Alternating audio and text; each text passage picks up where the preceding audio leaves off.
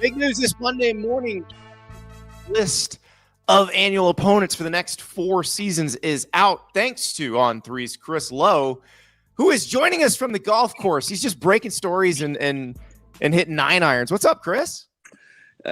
Hitting 9 irons, but not necessarily well, Andy. So let's be factual here. Well, the thing is, you're doing your job very well because you've got the list of annual opponents, but the SEC is not announcing until tomorrow night. And it's interesting because I think, you told us that it was going to be, based on competitive equity, based on geography, based on tradition. So obviously things like Alabama, Tennessee, protected. Georgia, Auburn, protected. These were the things that we knew would be protected, but we didn't know what was going to happen with the third opponent for a lot of schools. And, I think you look at Kentucky is a good example. So Kentucky now playing Florida, Tennessee, and South Carolina, if I'm not mistaken. That's a tough road for Mark Stoops and company. Yeah, and let's be clear, because I was reminded about 10 times over the last month that these opponents are not permanent opponents, but annual opponents. And that's, I think, something that all fans need to sort of keep in mind here is every 4 years, these opponents will be reevaluated, reassessed to make sure that there is that competitive balance, that there's not one team, whoever it might be, that you're loaded up, or vice versa. A team that's playing some teams on an annual basis that you should be probably playing better or stronger teams. The other thing, they went back from 20 to 23, 20, 21, 22, 23, and looked at conference games to try to get an idea, to build a metric and really sort of rank the teams. Now, I know people say, wait a minute, how'd you do that with OU and Texas? I think they did that through their play in league play in the Big 12. And just tried to sort of rank the teams when they came up with the annual foes to be as fair as they possibly could. Now, you're not going to, you guys know this, you're not going to satisfy everybody. Someone's going to be mad. Someone's going to think they got the short end of the stick. I think the thing to remember most about this, we haven't seen the whole schedule.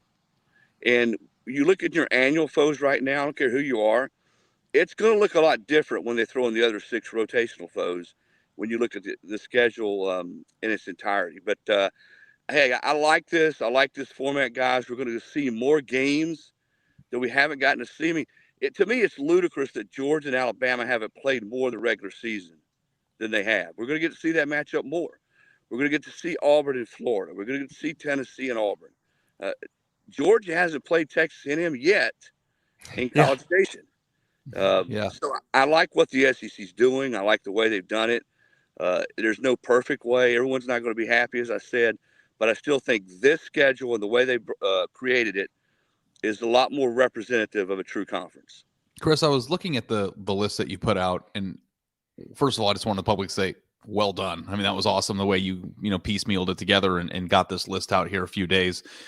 Nothing really jumps out to me, Andy. You can jump in here too but is there, when you were putting the list together, was there anything that you kind of like, oh, I'm not sure I would have done that? Or does it basically look exactly the way that it should? There are a few surprises. I don't think, and we go back to Nick Saban when he was still at Alabama, and he said it very publicly. Wait a minute. You're telling me we're going to play Tennessee, Auburn, and LSU every year? So I had a feeling that we would not see LSU among Alabama's annuals. And we're not. They're not among Alabama's 3 annuals.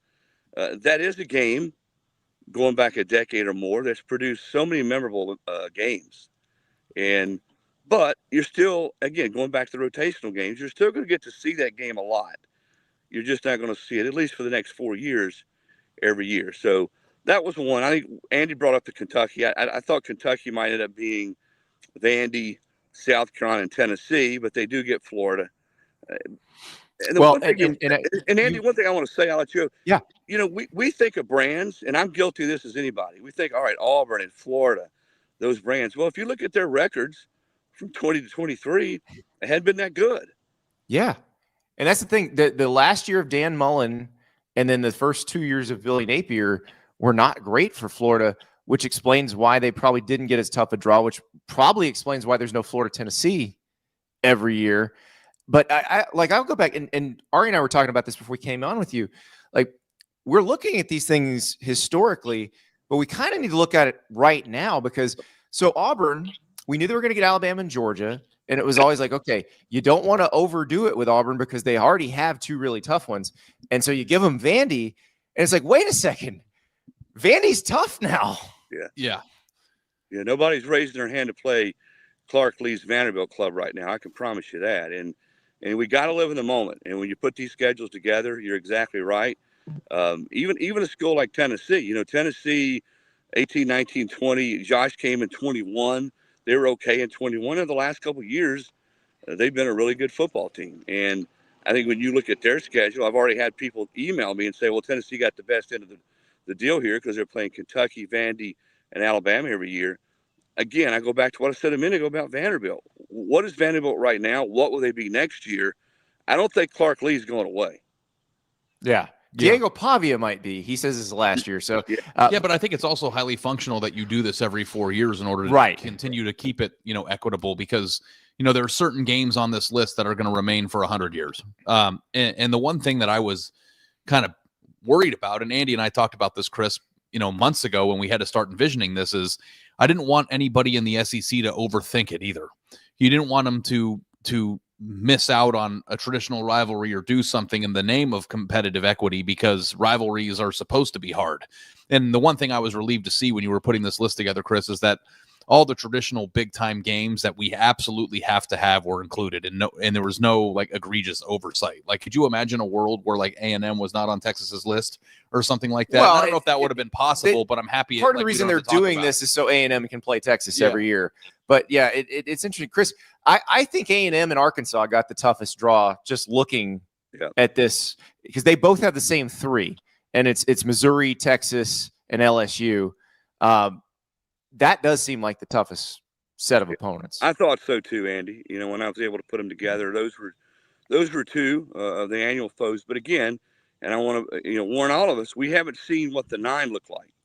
Right. For all those schools. It may look a lot different once we get to see the 9 for all of the schools. And as already pointed out, and I was scolded several times, not permanent, but annual. And so it could change and probably will change 4 years from now. But I do think this is probably the fairest way to do it.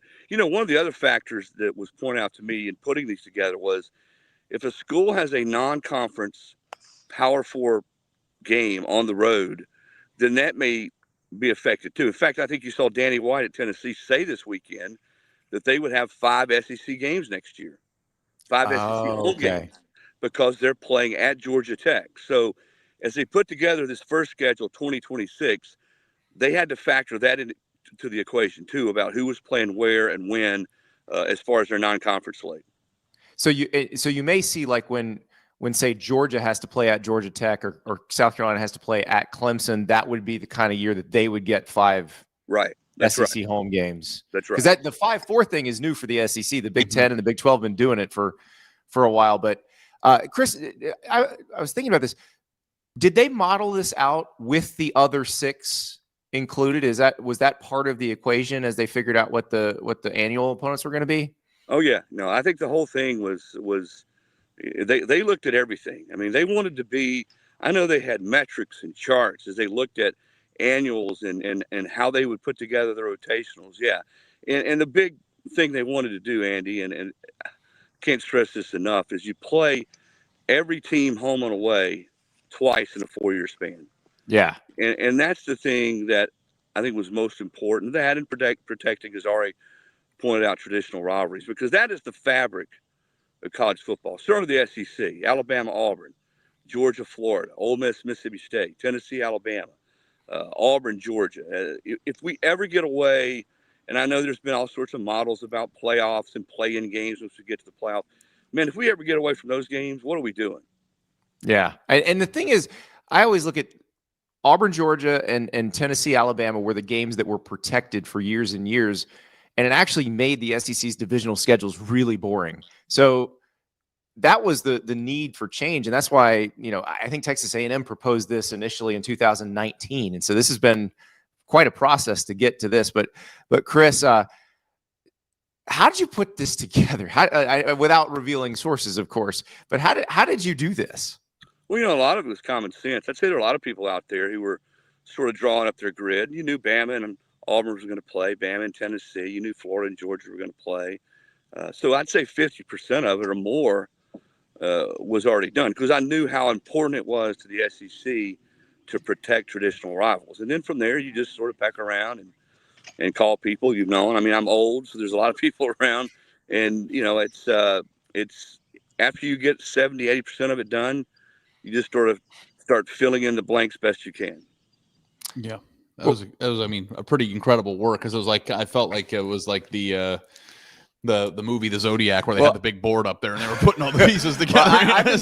I've been talking to Chris on the phone about this for the last few weeks, so I knew he was close. And when the graphic popped, I was like, "Oh, here we go! He finally got it." Well, that's why you have Chris Lowe at On3. That's exactly why you're here, and we're so happy you're here, Chris. Thank you for being here, Chris. Please hit him straight. I believe your foursome is due to go to the green now, so we'll talk to you soon. You guys have a good day. All right, it's good to catch up. Thanks, Chris. Thanks, Chris. All right, so let's look at this in totality. No Alabama LSU every year. I don't like that. No Florida Tennessee. I don't like that. I get it, and I get that they're going to play twice every 4 years. I would still like to see them play every year. Yeah. It is kind of a difficult thing, because when you look back at the last 5 years, like, I think that the Alabama LSU game, maybe, you know, Alabama Georgia to the same extent, but certainly Alabama LSU was like the defining crown of what SEC football represented. You had two teams that for the last 15 years. Yeah. It has been. And how many epic, and or more than that, the last 17 years. I brought something up incorrectly in videos yesterday, and we had to change it, but now it's going to be correct, Andy. Mm-hmm. And I saw a video of LSU and Alabama playing each other, and all the players who were on that field in 2020 or 2019. Yeah. I think it was 19. Yeah. It was Joe Burrow and Justin Jefferson and Jamar Chase and Patrick Queen and all the, you know, Jerry Jeudy or whatever. I mean, there was Jalen Waddle. Yeah, it was Tua. Yeah, it was and great. It was like games. all these players that are like NFL Pro Bowlers now, and it's like that's kind of, you know, going to be something that we miss. But I think that they did strike a pretty good balance from my perspective. Yeah. You're the resident SEC expert, but they did a good job of preserving the games. Well, they kept the ones they absolutely had to. Adam in the chat goes, rivals can evolve and have, which is a great point, because Alabama, LSU, and Florida, Tennessee, the two I just mentioned, were products of the SEC's divisional system. Those were not huge rivals before divisions made them that way. And so you may see some new rivalries emerge out of this. You know, I do hate losing Tennessee-Georgia right as it's getting fun. Like that Tennessee-Georgia game the other day was amazing. Now, you're going to get it twice every 4 years, but it's not the same. And these teams are close together. They have played a bunch.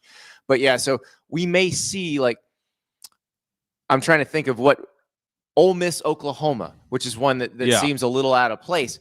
That may turn into a great rivalry over the next few years. We don't know. If you look at the list, too, it's very easy to talk about who you may not have. But like, that's a perfect example, Andy, of emerging rivalries that could come up, because what's the number one ingredient for rivalry? It's familiarity and seeing them every year. And I look at some of these games, and, you know, I'm certainly happy to see that Texas and Arkansas are going to be playing every year. I think that's an Texas was the easiest one. Yeah. Texas, and maybe that will change over the years, but Texas, if you just want to make it traditional, make it about rivalries, make it about college football history, they should play Oklahoma, Texas A&M, and Arkansas every year. Yeah. Like when all this changes in 4 years for everybody else, it shouldn't change for Texas. Yeah. And there are certain teams on here, like you said, Andy, that won't change. And that's good. But the fact that we got Texas and Arkansas back annually is a huge positive for nonsensical conference realignment. It's so huge for Arkansas, too, because Arkansas, you know, has been in the SEC since 1992. They've tried, you know, the LSU, the boot, and they played some really good games. And then Missouri comes in and they try to have that kind of border rivalry. The Arkansas people have never found anybody they hate as much as they hate Texas. Yeah. And so you also this is perfect. You also have to acknowledge, too, guys, it's important to know, as we sit here and break down this year's SEC, and we look at the teams, and Andy and I had this discussion in my living room last night about how there are 6 or 7 teams that can conceivably win the SEC this year. The balance of power in the conference is shifting dramatically. And it's not that Alabama and Georgia and those guys aren't going to be good every year moving forward, but the types of teams that can actually win the conference now are changing.